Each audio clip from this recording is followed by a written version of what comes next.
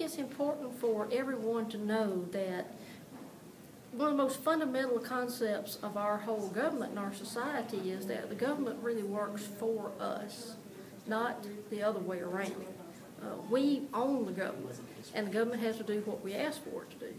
And we really own the information that the government has. We have a right to get at it when we want to get at it.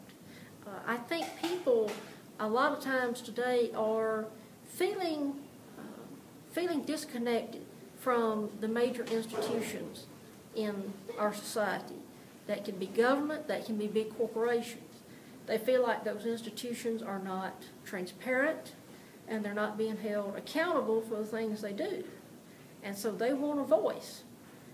One of the ways that you can have a voice and find out what they're up to is by using open government laws and understanding the basic principle that the information the government has belongs to us, and having the skills and information and knowing about the tools to how to get at that information and find out what the government is up to.